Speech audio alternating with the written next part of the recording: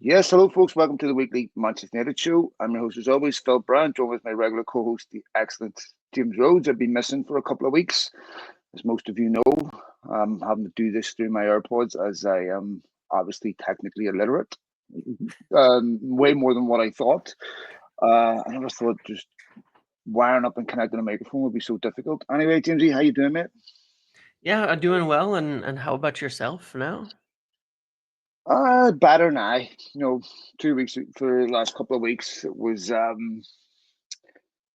Life happens, Jamesy. Just Yep. in many ways, it's a reminder of how fragile life is, and it makes you reappraise your worries and anxieties and the things that matter. And when you're younger, you don't think about your mortality, but when you get older, you do. And yeah, was just a rough couple of weeks, mate. But we had lots of power outages with the fires too, and but it's great to be back. A lot has happened since it was last away. Yeah, it has. It's hard to remember. It feels like when talking about United, it's hard to remember like past 3 days because beyond that, it's like so much happens every day that your brain Yeah. gets full and it like discards stuff that happened 2 weeks earlier. Hmm. Um, so I don't all remember everything, but I do know that somehow we've magically managed to resume our podcast off the back of 2 wins, despite everything, Yeah. which wouldn't have been the case at certain points in doing this all. So that's good. That's good. So that's a good sign. Yeah, I mean that definitely a positive. Plus, there's just so much to talk about. Obviously, we'll talk about Yeah. the Jim Ratcliffe stuff that happened after the game. We'll talk a little bit about the new stadium if we can fit it in. I want to ask you about Ruben Amorim's Marcus Rashford comments, Yeah. and of course Rasmus Højlund is coming under enormous scrutiny. And we'll talk a little bit about other potential transfers in Garnacho, Dorgu, possibly some others, and we'll try to squeeze in also a bit of a conversation about what happened against Rangers with tickets, and United fans' understandable anger over tickets being sold in the wrong end. It's not an attack on Rangers fans. I don't blame them for doing it. It's an attack on United for doing what they said they didn't do against Galatasaray. But good, decent one yesterday away to Fulham. Yes. Wasn't the game that I was overly optimistic about after the Rangers' performance. Poor performance again against Fulham, to be fair. I was thinking when Fernandez took that shot, um, or sorry, Martinez took that shot. When was the last time United had a shot on target from open play in a Premier League game? Because the previous Feel like Premier it's been League a while. game, Brighton, the only Yeah. shot on target was Bruno Fernandez. Yeah. And I stole some stats, James, from the Talk of the Devils podcast. So I want to give due credit here. Laurie Whitwell, of course, put these in the Talk of the Devils podcast. So want to make sure we give proper accreditation. These stats are astonishing that I almost didn't believe when I heard them. Rasmus Højlund has 12 shots throughout the entire Premier League season. That puts him in the same bracket as Aaron Wan-Bissaka, Joe Aribo, Nathan Collins, etc. Uh, Hoyland is 108th in the league for touches in the box. Xerxes is 77th um, for in the Premier League for XG. Hoyland is 108th XG. Xerxes is 77th. Touches in the box. Okay, 33 for Rasmus Højlund, 248 for Mo Salah. Mm-hmm. I know Salah is the opposite end of the spectrum. James Højlund deservedly took criticism for his performance yesterday, but this is a really hard team to excel in if you're a striker. It is, and part of the problem is at the moment is where, because right now what the team is benefiting from more, understandably, is when Xerxes coming on and helping to kind of build, build play up to help kind of get possession to control the game. Against Rangers, for example, I thought again we did not create much, And we didn't create loads. We actually had some good chances, but we didn't create loads. But we controlled the game very well. We were able to get a lot of possession, things like that. When Xerxes came on against Southampton, he really changed that game. That was going really poorly from that point on for United to have some. Not scoring goals, mind you, but essentially just in providing, you're not getting service in the box, not for scoring goals, but essentially in providing an extra man who assists in the build-up play and United getting that possession and getting that Mm. control at the back. And they're definitely as a team, I don't know what you would call it, but they're definitely as a team needing that a bit more right now. Because without it, they tend to just get stuck entirely. But in terms of the scoring the goals and getting it in the box, I mean, we just don't do that for anybody. It's not something that we do. There's no player who's going to get a lot of touches in the box. You put them in the team right now, it's not going to happen, and they're not going to get it. And so, we're essentially looking at strikers at the moment, and their performances have to mostly be judged on the basis of how they're helping the rest of the game, not what you would hope a striker would be spending more time doing, which is trying to find a goal in the box and in the area. Um, so it's obviously a major problem, and I'm not particularly surprised by it. It's pretty bad, but I'm not particularly surprised by it. The team is. I mean, it's not that it hasn't been a problem for a long time, because it has. We've really not been a good team at creating consistent chances for years now. In Um, Hoyland's defence, though, which I will yeah, say, when City were in that horrendous run, Holland wasn't scoring goals, yeah, wasn't getting yeah, touches in the box, right? I think he went a couple of months without scoring. Um, and I was looking at that and saying that's what Holland would look like in the United team. Now you're talking about probably the best finisher in world football, right? yeah, And I'm going, I don't care how good your striker is.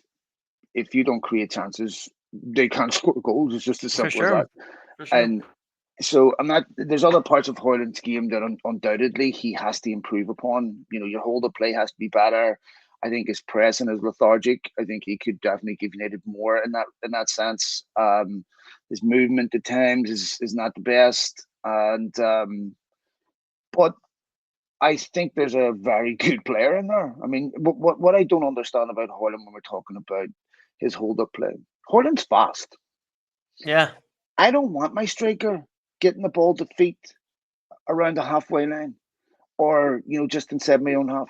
If my yeah, striker is getting the ball I want my striker chasing balls over the top into the channels, put defenders on the back foot, and, give yourself a chance. But if you're picking the ball up, in the halfway line and you want to hold it up, lay it back, and that's not where you want a player like Rasmus Højlund. And to me, I think obviously there's confidence issues there. Of course, he's not the finished article. I think all things being equal, he is a better striker than Xerxes. I think Xerxes is more effective at the minute because he is someone that genuinely drops deep, and so much yep, of how United play doesn't happen in the final third. So, yep, if you've got someone that drops deep, it gives you that extra number ahead of an attacking midfielder and a striker where he drops deep and gives. Then you start to see a noticeable difference.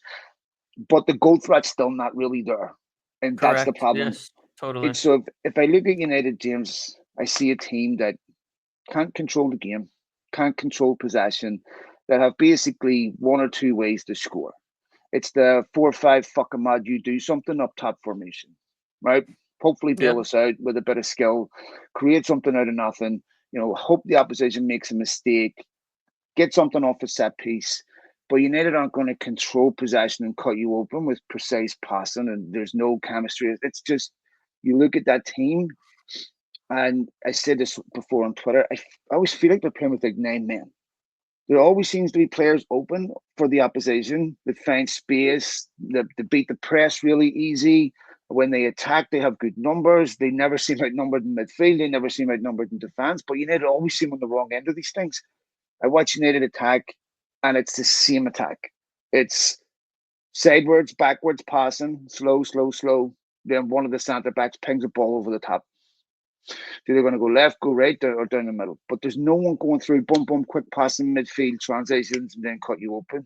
I understand that's the hardest part to perfect of the system, but it's turgid because they don't build momentum, they don't build pressure. They're relying on the opposition to make mistakes. And when you are playing like that, I think it's very, very difficult to, if you're a central striker, to be effective. Yeah, I think it is, and I think that it needs to. There's definitely improvements there. For the most part, the biggest problem that we've continued to see from United for some time, that's been an issue pretty much for every manager, and is the primary things that need to be connected, is that all the time we see them playing where we say, that because there's different skill sets, obviously. There's different things that people bring to the table. There's different, what are players good at and all of that, naturally, and fitting them into the right team. And you look at it and you see that every manager has virtually had to deal with 2 or 3 positions where there's just nobody who does the job that they'd actually want from that position, because there's just no skill set for it. And I think it's pretty obvious in United's case when we look at this, because of who they've been chasing all window, essentially, or looking to get done here, and be, since essentially Shaw has been unable to play for 2 years now, almost, that we're running up on, which is that left side. I mean, it was really apparent against Fulham how awkward it got on the left side of the attack. It was really uncomfortable, and Amram commented on it himself about he doesn't really know what to do with Garnacho as of yet, positionally. That's not to say he doesn't like him. It's just he doesn't really know what to do with him positionally. We ended up with this sort of odd thing of Mazraoui on the left side, who's not left-footed, and as well, and he was like inverting and playing in the midfield again and running up into the attacking areas, but he's not good at that. I think he was really poor in that position as well. The runs, the movement, the play, just it's not natural to any of them, and then it's not the same on both sides, and it gets confused, and it's kind of a mess. It's kind of a mess in that respect of just there's not a balance that you want where everything can be second nature, because it's so different based on who's playing, that there you can't. It's hard to build up that what would you call it? Just the instinctual thing. Where Yeah, someone's the going to be. chemistry. The Yeah, chemistry whenever you don't. Yeah, I know. because there's no consistency, and Yeah. interestingly, I think you're starting to see it a little bit out of the back three, who I thought were very good. Yesterday, the back three center backs. And then when Yoro came on for Delict, I thought they were very good as well. They were better on their lines. They were better on, they were catching Fulham offsides a good amount. The chemistry between Maguire, Delict, Yoro, and Lissandro playing regularly, consistently, in the same positions has improved a lot, I think, since they started. There's fewer errors, in most games. There's fewer errors. There's more control.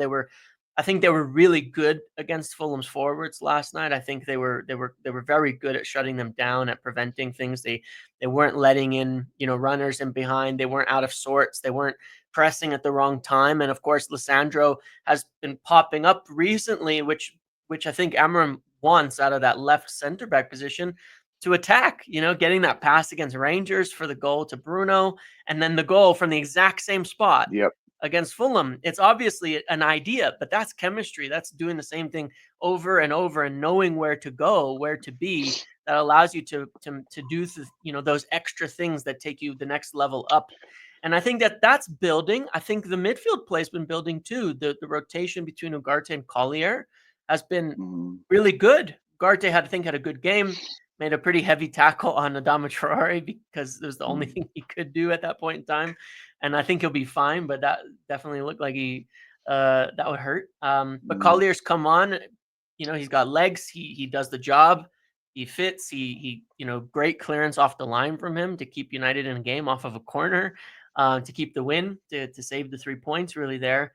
And you see that chemistry's kind of building. But in the other areas, it's still like we're trying to, not enough players, not the right fits for players. And it's all kind of chaotic still, trying to figure out what is going to work best with the tools that you have. which is good, but it's not the ideal. It's, you want to have the right tools rather than trying to, put square pegs in round holes. And there's a few things that would definitely solve that, but that's what I see, especially in the front three. It's chopping, it's changing, it's adjusting every week. The wing backs, it's like, is it Ahmad? You can tell he would probably rather play Ahmad on right wing back. We've had really good performances there, but then what do you do in the front three? Because Yeah, then you you, need you him in the don't have final any third. options. So it's like it's a mess. It really, just because we just don't have the options, for a variety of different reasons, which we'll talk about. But I that's mean, what I to see me, is a problem for it's sure. unforgivable. I know Time Malassi is back, but obviously, Ruben Amorim, I don't think is hugely convinced by Malacia. But to me, a football club that says that doesn't have an obvious left back. I mean, we've been talking about some of these. If you look at, and you brought up a point that made me think. If you look at a lot of United managers, Yeah. they've always had to deal with some glaring issue that United Yes. haven't addressed. You need a striker, didn't get one. You look at some of the stuff Mourinho didn't get, needed centre, wasn't given the centre backs that he needed. Solskjaer wasn't given, Solskjaer wanted Bellingham, wanted, Holland, didn't get any of these players. Ranić wanted the striker in January, didn't get them. This is all a consequence of United having the wrong priorities. And, everything is about just finish top four. Okay, we're not in the market for the best Yeah. players. Just get a player that can do the job. That's and get you to the end of the season. And that'll do.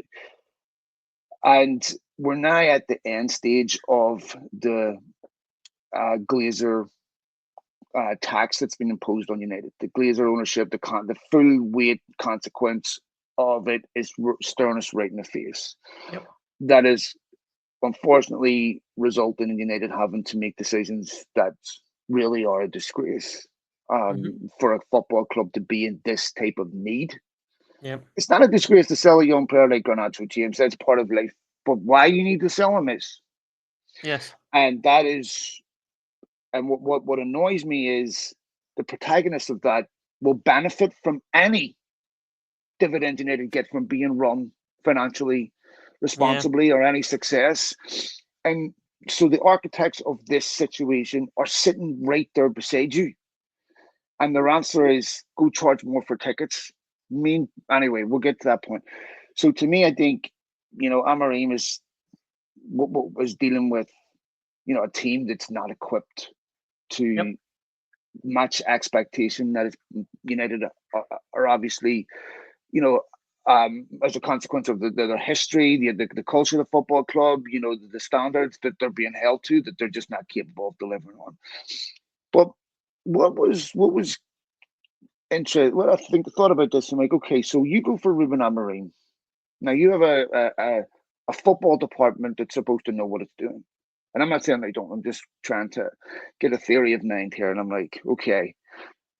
So obviously you would know that Ruben Amorim plays a very different system than Eric Ten Hag. And, Yep. based on the players that you have, you're going to need to go out and bring players in for this Yep. guy to be successful. Okay.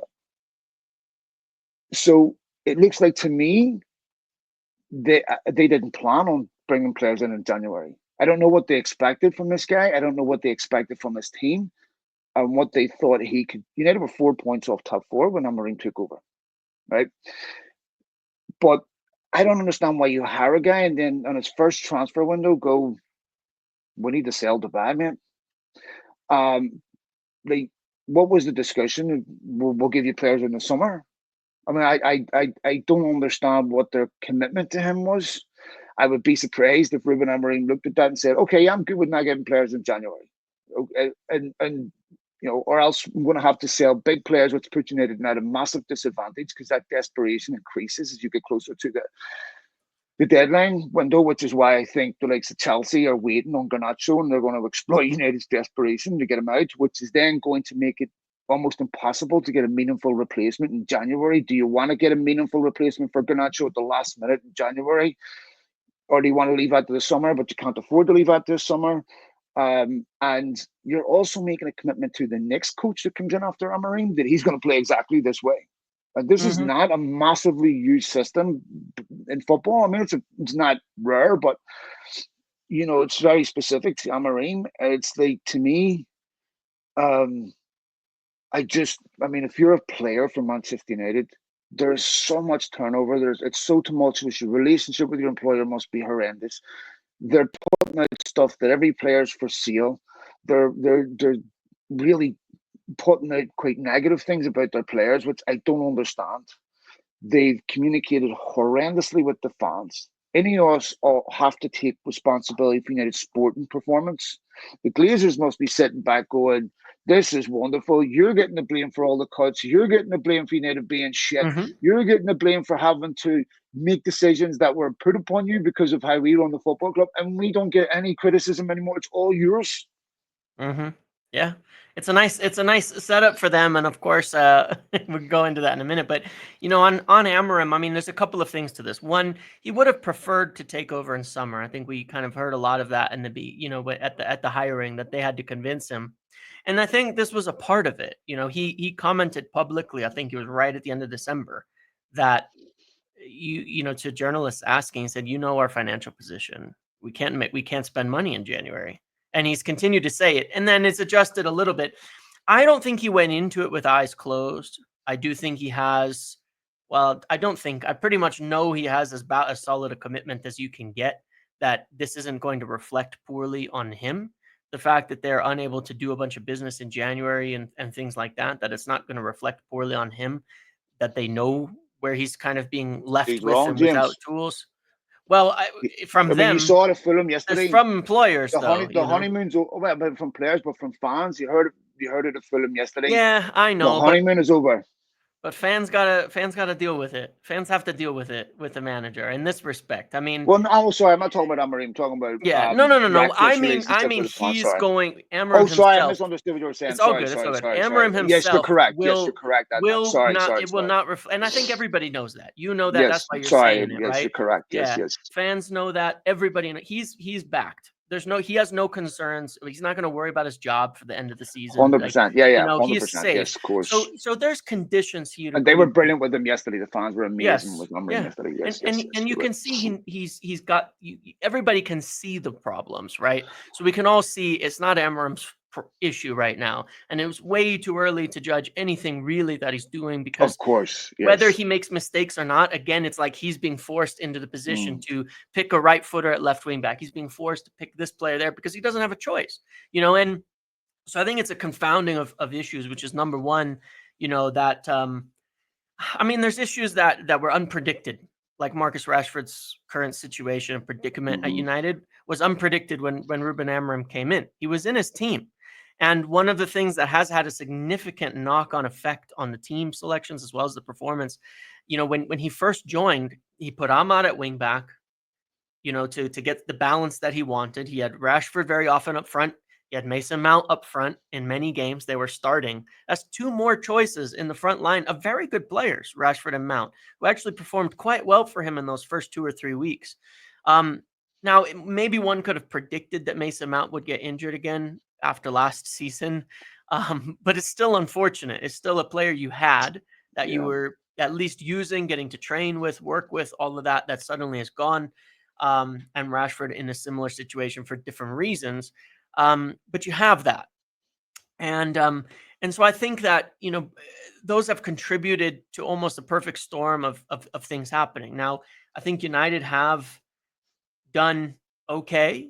They have to get a deal done 100%. They have to. Like, I think this is purely on them now to get a deal done for a left wing back because it is so desperately needed. They've done all right to do things that we weren't able to do, like shifting Anthony out on loan, which saves a little bit of money, which helps to go towards that funding. Doing little things like extending Maguire's contract by a year, which actually has this interesting effect on PSR and how that all works. That actually saves them a few million to spend this. And so they still have to get this done, this Dorgu thing, because it's very clearly their top target. They've made 2 bids. They're writing a third one. it is one of these. It is probably that we talk about every manager's had to deal with that glaring thing. This is that glaring thing. This left Yeah. side. It's a joke. It's been a mess for 3 years now. We have not had someone consistently there for maybe longer to play on that side. I mean, even you go back to Ollie and Jose, they're using Ashley Young over there, because we just, and Brandon Williams has to come in before he's ready and play because we just haven't had a left back. It's like, it's mind blowing how bad that has been. But so they've got to get something done to make that happen. But I look at it and I think, again, a lot of it is, comes down to a consequence. One of the positives I will say about it that I don't think is necessarily a fair critique, where I think they did do quite well, is their summer business, for the most part. Matthias de Ligt has been a really good player for us, and he's one of the players that Ruben Amorim likes a lot. So he's been able to make it from one manager to the next without it being an issue, right? Ugarte has obviously been key to Ruben Amorim. Xerxes, it's a little bit up in the air there. Lenny Yora, we know why they bought him. He's going to fit any manager if he develops into the talent that they want him to be. So on that front, I don't think it was like a wasted summer in that respect, like some people may look at it as, because they got a lot of good players in that will continue to play for Ruben Amorim despite the change in manager and all of that. So, but they need more. And I hope that they do need to get this deal done. There's no doubt about that. I think they will get it done. I mean, and I I do think think when they you're, will too. yeah, I think if there was no possibility of getting the deal done, whether we're just too far apart, they wouldn't be at this point. There's a confidence that they can reach common ground and get it done. You're talking about a young left back, no Premier League experience. It's a big ask to go in. I mean, I remember when Patrice Evra came to United in January, it took a while to adapt. It's not the best environment right now. And then there's the other question, to be fair to the defenders, James, that is increasingly imposing itself and needs to be asked. This is what about this goalkeeping situation, because there's that too. Onana obviously have strengths, James, right? And we've seen him pull off some outstanding saves. But your Manchester United goalkeeper, you should have strengths, right? Now, in Onana's defence, I mean, look at Jack Butland the other night. Look at Sanchez yesterday for Chelsea. Every week, every time I watch football, I'm watching goalkeepers drop the most unbelievable clangers. It's like, what are these guys doing? What happened to keepers? Days? It's every week someone's throwing a ball in that they could. I mean, I even go back to Arsenal's penalties, the United Arsenal penalties, and Raya. He's like off near the post before the ball's been kicked. Yeah, it's like, it reminded me when I was sniffing Dumpstart, when I was sniffing glue, just a little bit off the pace, just seeing things a bit late. I'm like, what is this guy doing? And I'm like, this is bizarre. This is like, so it's not easy to go out and get good goalkeepers, but when you have a goalkeeper, Onana's going through the same thing, nervous, right? And when you're nervous, you have anxiety, the simplest things are the hardest things. Yeah. Because they're the things that, my language, don't fuck us up, don't make a mistake. Like when Dowell beats around the goalkeeper at West Ham, he's an open net. Sometimes they're the worst chances to fall to your feet when you have no confidence, because they're so easy. You massively overthink them, and you're so nervous about getting it wrong. The mistake that Onana made against Brighton was unacceptable at this level. Yep. And Massimo Taibi lost his United career for 2 or 3 of these. And I'm going, how do you build, if you're a defender, your goalkeeper doesn't come off the line. His positive attribute of distribution from his feet is no longer the best because he's pinging it long and it comes back all the time. Or he takes way too long when he's got the ball at his feet. It makes me nervous that he's going to lose possession. I think in his defense, playing out from the back's massively over fetishized, and I think that it's risky. But I'm looking at this going, you need a goalkeeper you can trust. And when Addison got injured at City, you remember the whole Ortega, Guardiola grabbing him, I think he made the mistake against Brentford, I think it was. If you don't have a quality goalkeeper, comes off his line, that dominates his 6 yard box at the very least, Yeah. dominates his box, comes for corners, because there's a significant number of the corners United were conceding. I felt Onana could be physically more imposing. Yes. He's, so I'm like, the nervousness that's in United's defending when you have a goalkeeper who can always throw one in the net, make an inexplicable mistake. Even when I'm watching United are holding on to a 1 goal lead, I'm like, Jesus Christ, just don't drop something, back pass. I'm like, don't let this roll over your foot. Don't. I mean, it must Yeah, I be know. really difficult for defenders that trust their goalkeeper, that we know what this guy's going to do. He's going to dominate his box. He's going to collect crosses, everything. When you don't have that, I don't know. It must be really difficult. Yeah, it is. And that's where it's like, these confounding kind of factors that come into play and that have certainly made things, I think, look a little bit worse at least for the moment than you would have thought when Amram first joined, that are a bit out of anybody's control. It's very hard with goalkeepers. It's like kickers in the NFL, like they get the yips and then you just like at some point they got to like work out of it. It's like, trying to figure that out is really difficult, but The that is an human mind issue. is insane how it works. I know, and you get a position like that too, where for the 90% of the game they're isolated, they're sitting on their own, left with their thought. It's a very interesting position from a mental perspective compared to the other aspects of football, where these things can kind of happen, and you see it with keepers, where it's like they just get a string of these things that go on, and it's like it's more momentum based than practically anything, and sometimes it's hard to claw out of. So a goalkeeper is on their list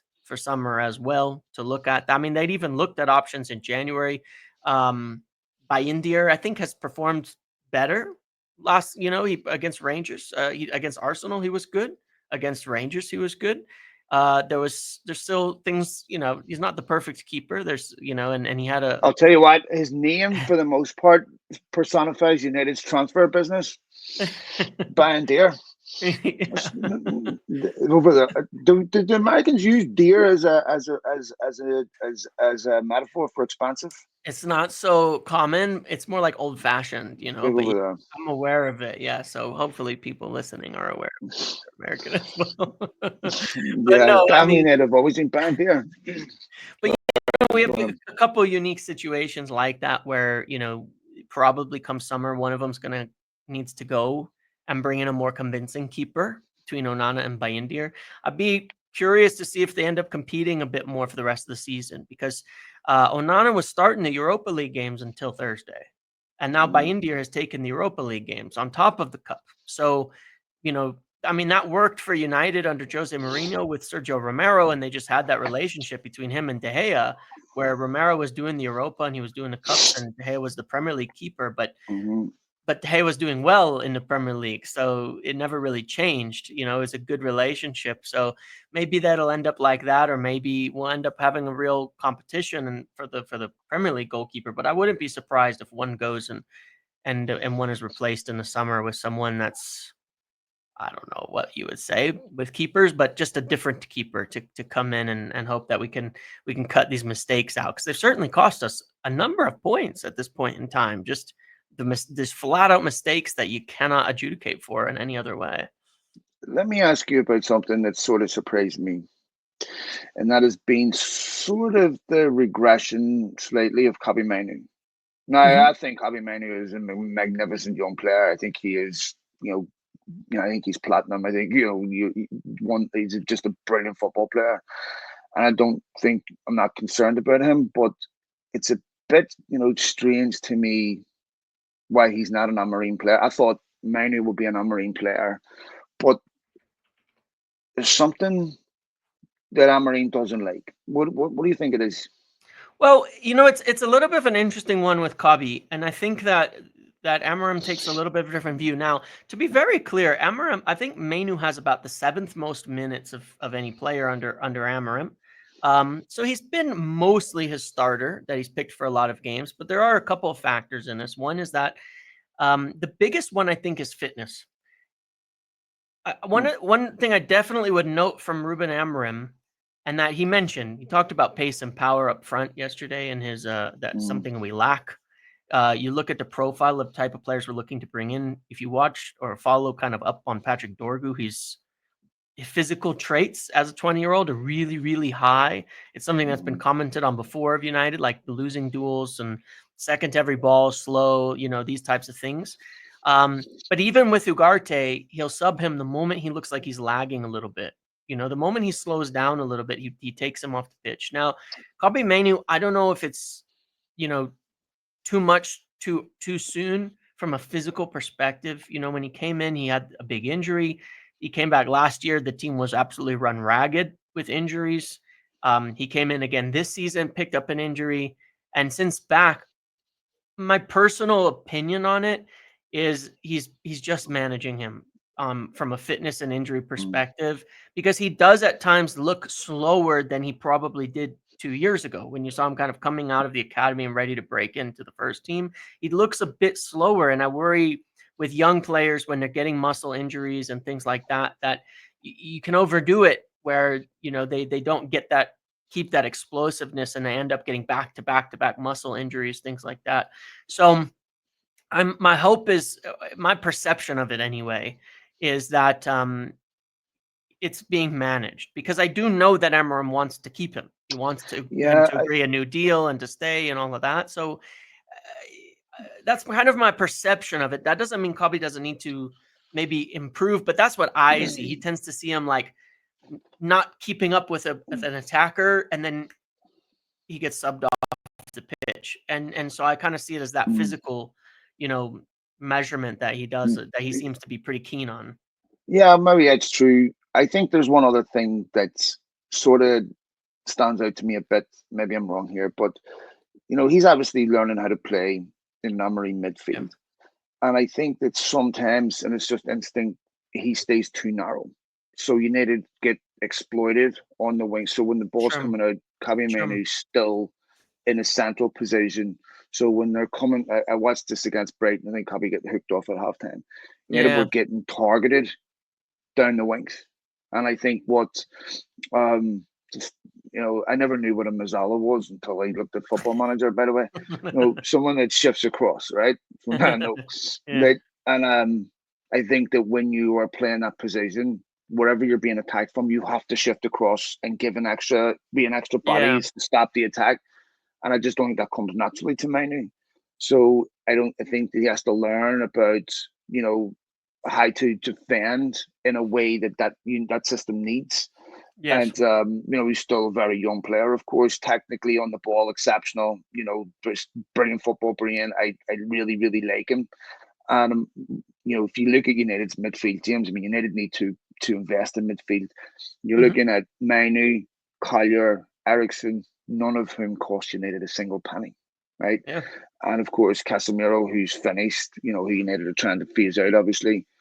Ugarte, was a relatively modest signing in relation to what's been paid for players over the years. And, obviously Bruno Fernandes, who's been there quite a while. Lots of obviously discussion about Toby Collier. Of course, brilliant goal line clearance, was delighted for him. I'll be completely honest, mate. I would love to see him succeed, but I'm still not excited about Toby Collier. I don't disagree with you at all. I think he is it like circumstantially. If you bought a player that came on and does what he does, and you spent 30-40 million, you'd be What does going, he do? I mean this honestly, right? yeah, If you were sitting in front of me and yeah, you scouted him, and I said to you, describe what he does well. yeah. And it would all What's what his I would say position? he does well is as a defensive midfielder, he gets around well. He gets around the pitch So well. he's fit. He's got a good engine. He runs about. Yeah, and that's about it. And in possession, I would agree. He's there's been limitations viewed on his possession traits for some time, and if he can develop there's times when he keeps it simple, okay, but then he made a couple pretty decent sized mistakes that United escaped Mm. from against Rangers. I think it was Yeah, pretty bad it's ones normal. actually. Yes. But it happens. I mean, some of that's just age and nervousness and all that. But that's what I would say is he's a I think it's in comparison when you take Casemiro at the present, he's not fit for playing that position. He can't get around the pitch defend in the positions and the spaces that he needs to get to. And so for now, as a young, as a James, he's rotational, 21. yeah, no, I know, He's not but that I'm just young. saying that's pretty I much mean, he's it, older than you Kabi know? Mainu. No, I Yeah, know, but I mean, I look at this, and we talked about yeah, this at the start of the season, where I'm like, yeah, if he doesn't play, he has to leave. He's 21. He's at a point yeah, now where he should be impacting game. yeah. There's so many 21-year-olds around the world that are impacting games, Agreed, that are agreed. not nervous, that have good. I mean, to me, it's like I understand that transition is difficult to play first Yeah, team football, but he's at an age where it's like, I want that kid to succeed, and I hope I'm wrong. I just don't see anything about him that says, if he was playing for Brighton or playing for Bournemouth, would I be we saying I wouldn't buy want him in him. Man United's No, midfield? no, So he's an option because you don't have another option, but is a Man correct, United quality that's, that really is the harsh question. And correct, I don't correct. know. The answer is, to me, when I see certain young players for the first time, their attributes are obvious. It's like, okay, Yeah, yep, this kid's really good at this, this, this, this. yep, But I look at Toby and I'm like, I, I don't see anything that stands out to me yet. yep. And maybe I look, that's okay. Maybe I agree that with makes you. him good I because he's a totally do. midfielder and he doesn't need to stand out. But I just don't see anything that says to me that's a Man United midfielder yet. I completely agree with you. I do, and I'm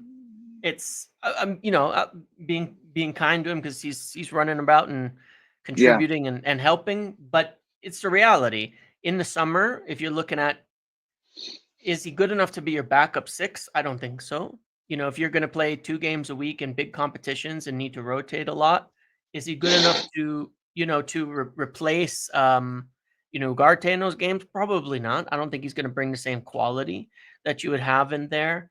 Um, for now, it's an upgrade on playing Casemiro, and just physically him being unable to keep up with the demands. But that's about it, and that's fine for the temporary. But look, come summer, you've got young players as well who are young, right? Like they bought, Kone, right, from Africa to bring in. Well, the idea of bringing a player like where that did in he is ban just from? from Africa. I just was saying, the African player, Well, African players. where Kone is is Senegalese, isn't he? The kid. Is it Mali? Is it where he's from? Oh, is it Mali? I always get him mixed up. That's why I wanna, I wanna do the kid make justice. sure I have it. Yeah, he is from Mali. He's from Mali. Yeah. Yeah, so he's Um. Malayan. Yeah, Yeah. So they scouted him. They watched him at the younger World Cup. There, he performed very well.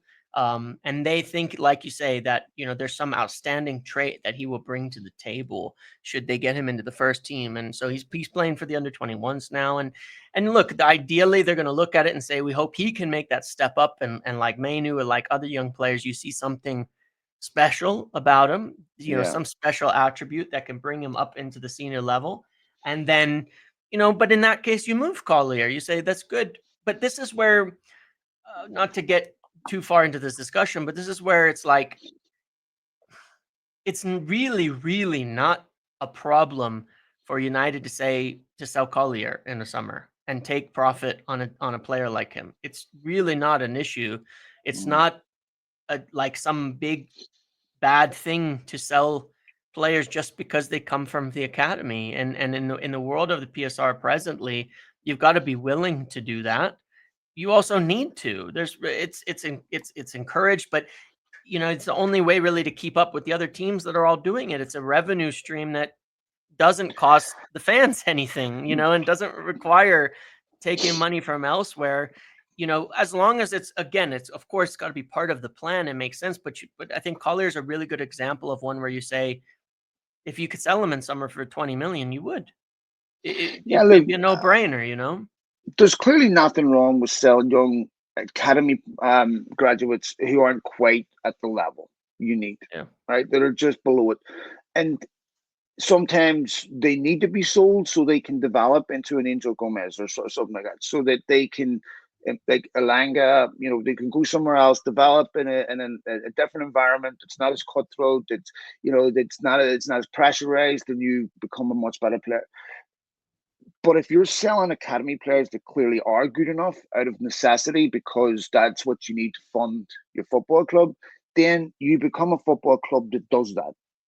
And football clubs that sell to survive don't succeed Yeah. because you can't have both.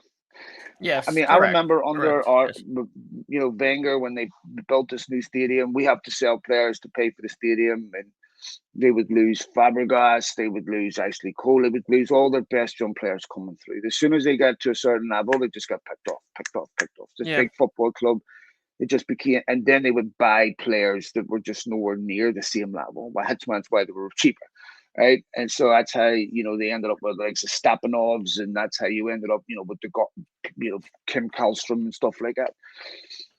Because top players are not going to come to your football club if your model is we want to develop to sell you.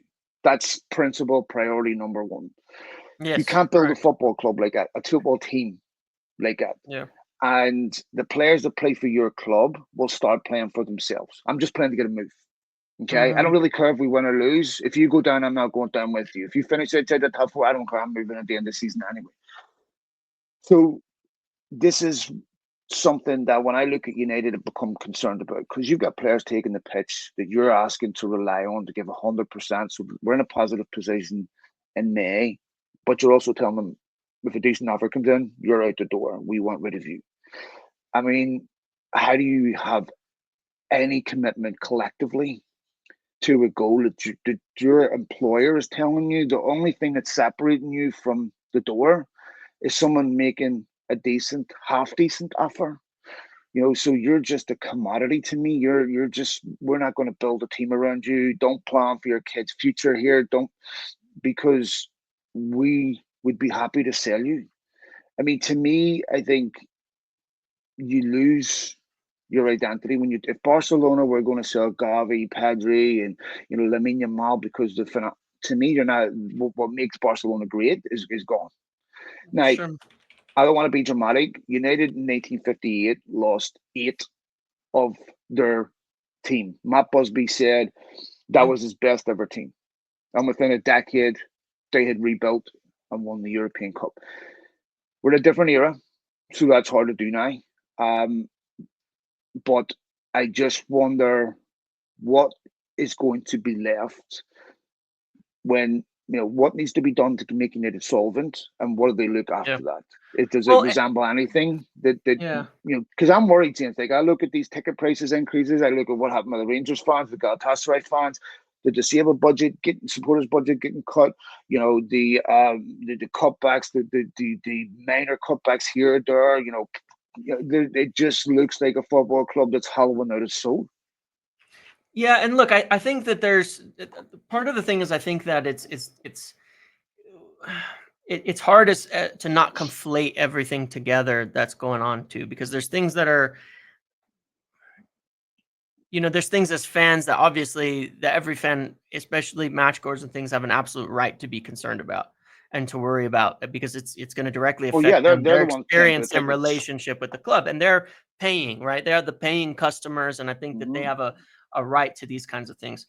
When it comes to some of like the sales and the academy stuff, I think and as well the team, I think there's kind of two different perspectives on this, which is number one, it's about like acute versus chronic in terms of the decision making process. It's about short versus long term, in terms of the decision making process overall. It has to be said that, the biggest criticism of United, what I find a little bit tricky is, like, you take the biggest criticism of United is they've poorly spent, poorly built their team and put it all together. So when new management comes in and says, we're going to build the team correctly, we're going to build the team right, we're going to build a team the way that we want to, right? Well, 80% of the team isn't players that they've signed. So this idea, anybody's, all these guys are for sale, they could go, all of that. Mm. I think it's fair in the short term because we didn't sign you. It's just a reality of Well, it, they didn't and sign him, but the club did. correct. But in the current transition, if they're looking and saying, well, look, the club's been doing this They chaos don't play for for Jim Ratcliffe, 10 mate. years. No, I understand, but they do play for, but they did the guys who are in there, Barada, Wilcox, the people running the football side of it, have to be able to shape the squad in the image of what they Yeah, think of it makes the course. most sense, right? And so there's in the short term, there's a lot of players who don't fit that. Okay. that they didn't sign, that they didn't bring in, that, that they're being saddled with essentially, that they might not think is good enough, or that they may not think Okay. fits the direction they want to go.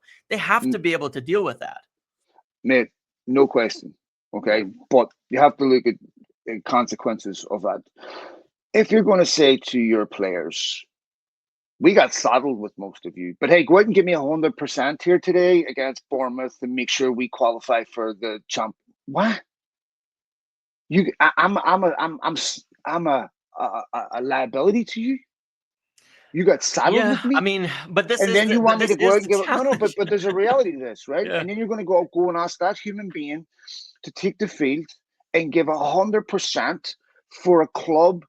I mean, what is Manchester? Is it Jim Ratcliffe or is it Manchester? Does Jim Ratcliffe Of have a course. responsibility to adhere to certain values and principles that are commensurate with the club? I think he does. Yeah. And if you don't, then you deserve a football club that resembles someone that sees players purely as a transaction. I don't care how you feel. I don't care what you do. Just go on and field and play. And when you no longer provide any value to me or words, you're out. So to me, I think it's about there's a way to treat human beings. Every footballer, every human being that works for someone knows that there's always a threshold where you're going to get sacked or whether you're going to. Everyone Yeah. knows, right? The unstated reality of the relationship. So it doesn't need to be. And footballers will act in their own best interest too. But there's a reality to be faced at the same time that to build morale amongst people. Okay, it's it's more they have the environment that you produce. It requires a sense of nourishment from the employer that it's not just hey you'll see your thank you on a check. No, I'm a human being. Because if it I becomes that, understand you. then I only play for I don't care about your team. I only care about me. Okay, and if I'm incentivized to only care about myself and only care about my own personal success and not the team. Imagine you're Patrick Dorgu, son. You're coming into a football club that 6 months from now, if you have tough 6 months, we're going to say we're going to listen to the offers for you, and everybody in this football club has been told that they're really surplus. But we're going to do great. Like I don't think that Yeah, you I can do I that. hear that, but I don't particularly think that's really how it goes. I mean, I think that in that vein, that is correct, but I'm not sure I quite buy all the stories that are out there, because you have a couple of problems here, and I think a lot of this Which is ones? Which ones do um, not? I don't think that United have at all briefed that, everybody is for sale, and we're going to accept an offer if anything comes in for They haven't anyone. briefed against it. Well, they kind of did. I mean, there was a story about specifically Garnacho and Mainu that came through, the saying, that they would have to consider it, or things like that kind of came in. Then the next few days, there was one saying they're specifically not pushing them out the club and trying to But sell mate, them they're on the verge of a selling couple of days Garnacho. later. Yes, I understand, but it is not at the. There's reasons for it. That is not at the behest. Like, So Omar you have Barada to say has that a. story was correct. Not The really. story I that don't think it they was. wanted this that if Garnacho was not for sale, there wouldn't be discussions. It would be just that's Of it. course, So well, we're not of interested in course, selling that player. but So therefore, it's a I don't complete think there's contradiction such to a the story thing that as was a out there. player not being for sale, though. I don't think that, Yeah, but like, exists, also, yeah, I know. But mate, the thing is that every business, their assets are for sale at an exorbitant Of price. course. Everyone knows that, right? Yeah. But what Garnacho's price isn't that exorbitant. And if United weren't desperate to sell him, they certainly wouldn't be selling him to Chelsea. So now United fans are going to have to deal with one of their top young talents going to Chelsea because United need the money. And I don't care. I judge you on what you do, not what you say. You can say those stories are false, but then you're selling the kid anyway. I'm sorry, that story's true. I Well, mean, but I Manu, don't. okay, I but can't agree with it. I can't agree with it, because Garnacho wouldn't go to sure. Chelsea if he didn't want to leave United. He Well, has a no, it's a choice in the two-way matter. street, but that's what I'm You saying. If know. you tell a player, listen, I'm okay with selling you, I'm going to go. If my Sure. employer comes in to me and says, hey, you know what? But what if the coach There's one of our does? Who's got the right to it? Like, I want to take it a little bit off the ownership, because Sir Jim hasn't walked in and said we have to sell Garnacho. I guarantee that. I know it for a fact. well, no, but He's what not he he's not done anything like that. no, but I'm sure what he said is there's pretty much nobody off the table. If somebody makes a reasonable Sure. offer, they can go. And I'm sure he's had some of this. I may be predicated by a Marine saying, I have to sell so that I can bring in players Yeah. that are specific to the system. Correct. That's fine, Yeah. right? Yeah. That's totally fine. But if you look at the premise of that question, I can't recruit a player until I sell one of our best young players. Now, here's the thing, James. If you're going to sign a player that's equivalent to Garnacho in value, you're going to be paying a lot more in wages. I'm sorry. Yeah. So you That have is to true. downgrade Yeah. to save, Yeah. right? So now what do you got to do? You got to go get a young player that's not at Garnacho's level, or an older player, that's had a couple of bumps.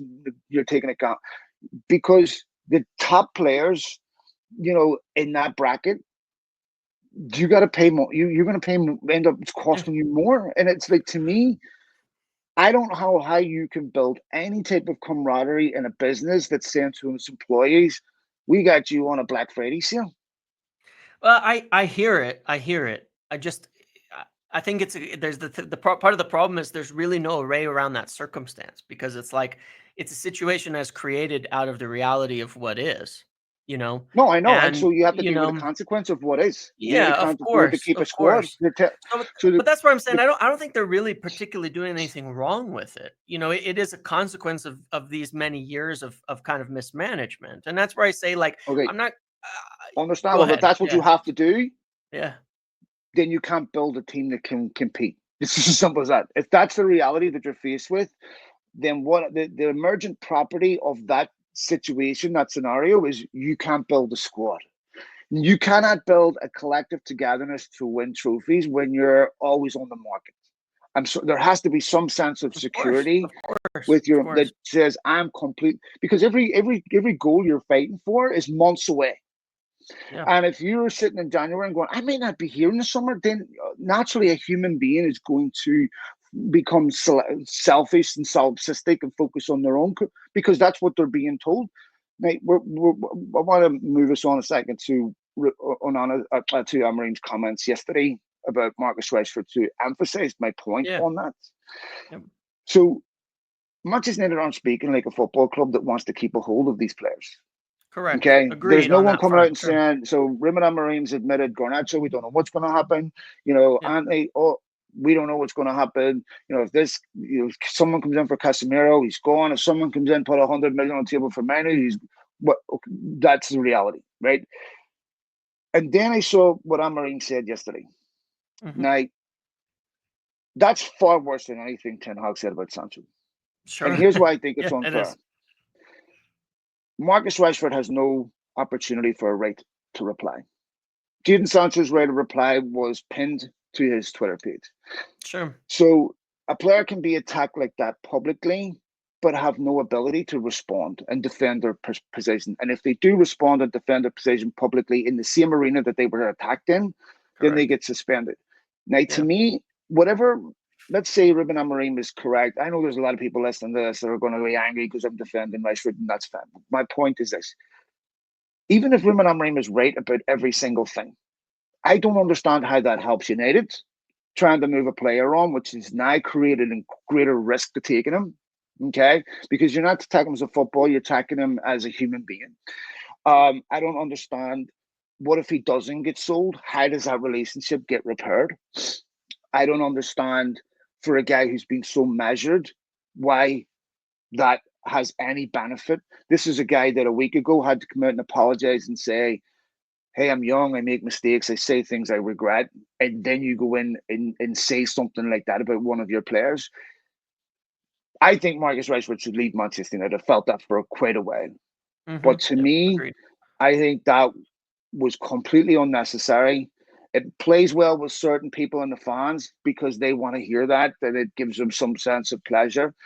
But you don't deal with problems publicly, you deal with them privately. And to me, Marcus Rashford got slaughtered for doing a pretty benign interview a while ago, and he doesn't speak in the media typically. He doesn't use, Yeah. other people to disseminate messages. So what is he supposed to do in a situation like that? How is he supposed to respond? Because we know, I know, that I know. There's obviously they're very hurt by it, And Yeah, there's other details that provide context to this particular story, that really transcend Ruben Amorim. of That goes course. back way further. Yeah, So Marcus yeah, Rashford's relationship, first of all, with his employer yeah, is not the best for very, very, very good reason, by the way, right? yeah. But to me, I felt that was unnecessary. Yeah, and and like I said, I when you kind of first gave an interview, it was also, as I recall, off the back of stories going out there. And this is, part of my argument about like the messaging that's out there is, how would I put this? Because I don't actually disagree with you even in the slightest that I don't want things going out there. Everybody's for sale, blah, blah, blah, things like that. I Mm-hmm. don't like those stories. I don't think they provide any benefit. I don't think they're any good at all. I think privately, the club has to be able to have that position, of course, like Of anybody course, does. They have to privately be able to have that. You don't want the club going out and briefing everybody's for sale, everybody's available, right? You don't. It does. I don't see what good it does for anybody, right? When that happens, it happened last year, it happened 2 years ago. It's actually happened every single year prior to Ineos coming in as well. We've gotten stories in January about how everyone in the squad is for sale. I remember I went and looked at it when some of these things came out, and I sit there and I go, why does this keep happening? Like, why do these stories mm-hmm. keep getting out there? Because Rashford's interview, just tying it to that in the first place, came off the back of stories after he was left out saying he's for sale in January. And Why up are we until even that still point, talking about him after games? He hasn't right, played since Pilsen. exactly. Like, why every Yeah, fucking game? Marcus Rashford this, yeah. Marcus Rashford this, Marcus. I Like, know. he's not playing. Can we talk? So, Can we speak about something other yeah, than this? Why are you asking? Like, yeah. this is, and what if he moves? He's a scumbag. If he stays, he's a scum. I mean, this to me, it's like, Yeah. why do people insist on making this an issue after every game? Yeah, and this is sort of my general point on it overall, right? Is that one, I quite know for a fact that the management in place would rather not have any stories about players being for sale or anything like that. They don't want those stories going out there. I can tell you that for sure. Now, there's obviously a lot of people at United. There's a lot of people at United. So there are going to be people with different perspectives who speak to different people and say different things. But I can tell you for sure they don't really want anything out there about selling players and about these situations. I don't think the story that initially came out when Garnacho and Rashford were both dropped for City about him being for sale before his interview was something that a number of people wanted out there. Are they Um, completely inept in communicating in PR? No, I don't think so. But I also think that, it's a big club with a lot of people who Has talk. Ruben Amorim ever Um, said, "Oh, these players aren't for sale"? Has Jim Ratcliffe ever said, "Oh, these players aren't for sale"? Has Omar Barat? no, I mean, but they're not. how I long don't would it think take? that they're going to. I don't think that they're Why not? going to. It's just not the way that they deal with it. I mean, it's Okay, just, so but then the when you story's out start there. briefing against, you know, like I'm not saying I necessarily agree with all of it, but I don't think you can go brief against every story that comes out. No, Because but that's there's significant, hundreds James. of them That's all the time. I agree, but that's significant. That's a story that to me deserves a response. And Now, these are the same people that turned around and had no problems with the fact that Casemiro was constantly used as an example of bad business. Like, to me, if I'm Jim Ratcliffe, I would be embarrassed by it. I would go, I know this example, even if I felt this way, yeah, I would yeah. be, this guy is an employee of my football club, and this is no way to treat a human being. Like, if the people that were buying the business that I worked for were constantly using my hire as But an who example of being, leaked that in the first place? It's sort of, well, is a matter regardless because of that who was leaked even it, it before deserves they a. bought the But club. James, regardless of who leaked it, it deserves a response. That's something that owners should be communicating. No, that is unacceptable. That did not happen, and we're completely committed. Even if you think that, like, to me, that is something that if my employer is silent over that story constantly circulating, that's a response to me. That is a response that says I'm comfortable with that being a. Yeah, they can find their voice when they want, no problems. They're comfortable with that. That could have been dismissed by a manager. Could have been dismissed by Jim Ratcliffe, Bill Barada. They've all done interviews. They've all talked to fan form. That should have been, to me, an important. And then this is what happens. We have lots of these stories about players, about this, being the worst team ever, or this guy doesn't train right, or this guy. Like, to me, if these stories are correct, fine. But if they're not correct, where you're using someone as an example of bad business, that to me is, I mean, how can you ask that guy to go out and give everything for a club and for owners that have turned around and said, you are an example of the fucking ineptitude that infested this football club? Before, like, I don't know, man. I'm sorry. Like, that is not there. Maybe I don't understand human psychology, but from what I do know, I don't think that's something that I would want my anyway. I just think they've had a nightmare PR wise. I've been distinctly unimpressed. I think that they never properly responded to, the Disabled Supporters Association budget being cut. They never properly responded to all the stories about gift cards and about this and that. They just have never felt compelled to come out. I mean, Jim's happy to talk about the America's Cup. Like, to me, it's about, you made a promise on your submission statement, your bid offering statement, about putting the Manchester back in Manchester. And I have no doubt that this thing would have happened anyway. But as we saw yesterday after the game at Fulham, where Jim Ratcliffe was given a mouthful and given a mouthful by the fans, and his honeymoon period is over, you have a duty of care to behave with a certain level of conduct and respect that is analogous with United's identity. And if the business that you bought requires you to abandon all that so you can become solvent, then what have you got left? Yeah.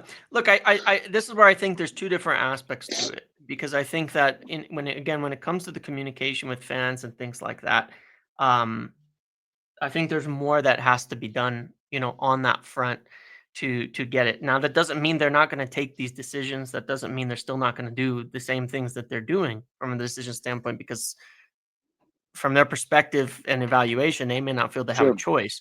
Agreed. But I do Agreed. agree on 100%. the communication aspect. I think what's very clear, though, when it comes to the football side, is I don't believe they think they should have to explain every football decision to the fans in the way that that some people want. Because part of it, Phil, is I look at it and I look at what's out there, and it's, they don't spend in January. It's, you fucking bastards. You don't Mm. spend. You're cheap. You're Yeah, you're that's different, man. withholding money. All That's of that. No, but hold on. But then if a story goes out and it says, well, we got to sell this player to buy, you fucking bastards. You're selling academy players for money. You how does this work? All of that. It's like, it's a no-win situation if they say anything, about it when it comes I to the don't agree, football mate. commentary.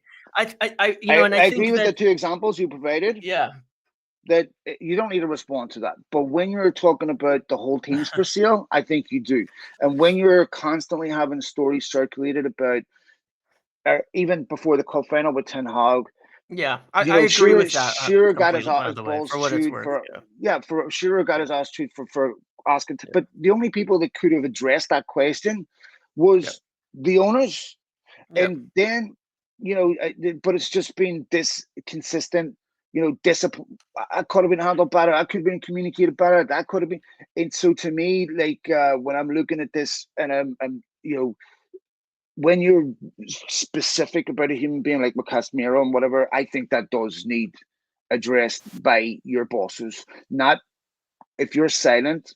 I mean, I'm sorry, man. Maybe I'm overly sensitive, but that would really bother me if I'm a four-time European Cup winner and my employer is not doing anything to address the repeated rumor that. Anyway, so we could. I get I you agree that on they have to make some of tough that decisions. stuff, I but agree I they have to do make tough think that decisions. I do think that at the end of the day, when it comes down to it, is that no matter what they do, until we are good, it's sort of it's sort of whatever, you know what I mean? Like, it's always going to be overly critiqued, overly analyzed until that point in time, because at the end of the day, you got to win football matches. At the end of the day, you have to be successful on the pitch to justify the decisions. And I guess that's to me is like, I don't know. There's definitely mistakes. Like I figure, the whole Ten Hag, obviously communication around that I thought was really poor. I thought it was really poor. But I also think they should have just pulled the plug a lot earlier. But But the you had same with the ticket fans price writing increase. 10,000 letters to them saying you got to Yeah. keep the manager. Like you're gonna deal with criticism heavily, no matter what you do, on this front. Because fans are not going to agree with your decisions, and that doesn't mean the fans are right on the football. I'm separating topics out, and it's tough. It's Well, I can understand the perspective of let's just not say anything and be quiet, and I we'll don't. talk to players in house. I can understand that perspective from a I football I would. standpoint. I don't. I think that even from a business perspective, and we'll move on from this, I think it's bad business not to say anything. I think because it leaves the impression out there that your players are you're desperate to get rid of them, and I think that needs to be, to me, like there has to be some sense of communication from the club that says you're not going to exploit our financial position. These are prized possessions. Sure. And again, the way they communicated the ticket prices increase, a total disgrace, like a total disgrace. And to me, it's you want fans to share in the responsibility of the debt. The fans get to share the profits? Never. Yeah. So the debt is shared and publicized, but the profits are privatized Mm-hmm.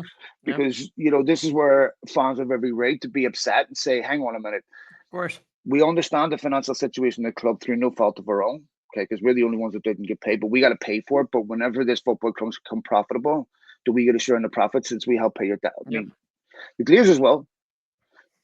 But so to me, I have fans every right to be upset, and I just think I like would agree on these fronts. Yeah. I just think that maybe that could be handled by a manager. Anything. I just don't know how you build an environment where players you're anyway. It's tautological. I've exhausted this. Anything else I've missed, mate? That I haven't talked about that I can think of. No, I mean we touched Um, on obviously them wanting to get Dorgu in the market, but if anything else happens, if it's they're probably looking pretty for a forward. unlikely. But yeah, aside from if Garnacho goes, can they get a forward in the door, and what kind of forward can they get in the last They days better of the admit window? they cannot go in Yeah, the second half of the season with Ahmad, uh, whether Marcus Rashford's there or not, Rasmus Højlund, Xerxes. and I Bruno, and mean, that's it. Yeah, and yeah, it's it's just not nowhere near enough. enough. You've already Yeah, got rid of not even Anthony. You've close. already, yeah, you simply, if you're in a position where you can't afford footballers, then you're not a football club. I'm sorry. Yeah, if there's definitely no doubt they cannot lose Garnacho without replacement. That would be inexcusable in the situation. Yep. They have to. It's short Chelsea enough are as going to it do is. them, mate. Chelsea are going to wait till around deadline day, Oh and yeah, they're going to come I'm in sure for they him, will. and they'll try to pass some Kunku off. They'll try to get rid of players they don't want to get the price down, and they'll Yeah, exploit United's desperation. And I can see a situation where Ineos approve a sale and say, okay, we'll just recruit in the summer. And I think you're asking that squad wasn't I good don't enough think for they the will. room. And I'm like, I well, th- but here's the thing, James. Okay, let's say they don't. Who are you lining up as a deadline day move that you would have bought in the summer? I Because you don't can think only they'll look sell at that him. and say, Yeah. I don't think you they'll don't think sell they'll him, sell him? honestly. I honestly think the odds have dropped off pretty significantly of them selling him at this point in time in January. Mm. Because of that exact thing is that you don't really have an option. I mean, you can explore someone like Cunha from Wolves that everybody's looking at and looking at offers. You're going to pay a lot of money for him. They may not sell him anyway. At best, what you get back from Chelsea, because they're not going to buy Nkunku, they're not going to buy Joao Felix. They might take a loan of them, maybe plus a bunch of money at worst. But I think it's day by day it gets less likely. It's just my opinion on that front. But they did turn down 55 million from Napoli, and so I don't think they're in a situation where they're really just going to flog him just to have the money to spend in summer. Um, I think they have to have something lined up, and I'm not sure that they can. I think the focus will go on Patrick Dorgu getting it done, and then they'll kind of quietly end the window there, and that's probably the best circumstance for it, because I don't think we can get a replacement that makes in January Yeah. for Garnacho right now. I don't think we can. I'm not sure how we would be able to. Yeah, unless you it's get creative with Osimhen and Napoli, but it feels like that's really difficult. I mean, that's one of the only circumstances out there I can see that maybe you could figure something out of a good player, but that still seems really difficult. yeah. Well, we'll see, Matt. We will see, my friend. It's good to get back doing this with you, matey. It's been a while. Yes. It's thanks to all of you for checking with me over the last couple of weeks. I have a ton of private messages which I haven't got back to. My apologies. I will get to them eventually. We'll be back again next week. Don't forget, my friend here puts out content all week, so stay tuned. We'll be back again next week. Take it easy, man. See you later. All right, James.